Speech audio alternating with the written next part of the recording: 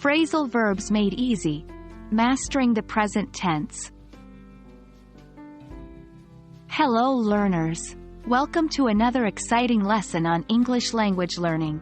Today, we're going to dive into the world of phrasal verbs, focusing particularly on their use in the present tense. We will be identifying phrasal verbs in sentences and understanding their correct usage. So, let's jump right in. Phrasal verbs are a type of verb phrase that are made up of a verb and one or more particles. These particles can be prepositions, adverbs, or a combination of both.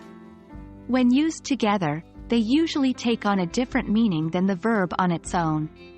For example, give up is a phrasal verb where give is the verb and up is the particle. The phrasal verb give up means to quit or stop trying, which is different from the verb give, that usually means to present or hand over something to someone else. When using phrasal verbs in the present tense, we usually follow the same rules as with regular verbs. The verb in a phrasal verb agrees with the subject in number.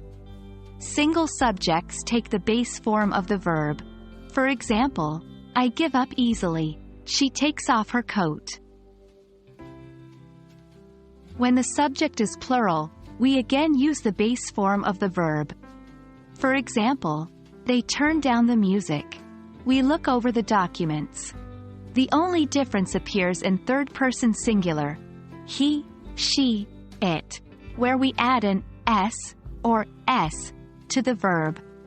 For example, he brushes off the criticism. It blows up when heated.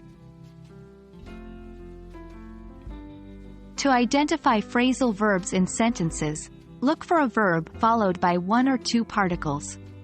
Remember that the meaning of the phrasal verb is usually different from the meanings of its parts. Let's practice with a couple of sentences. 1. She turns up the volume. In this sentence, turns up is a phrasal verb that means to increase the level of sound.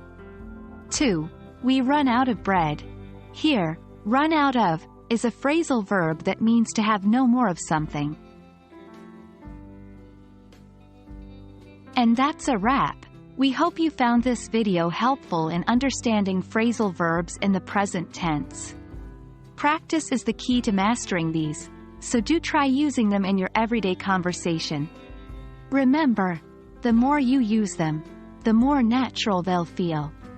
Keep learning, and we'll see you in our next video.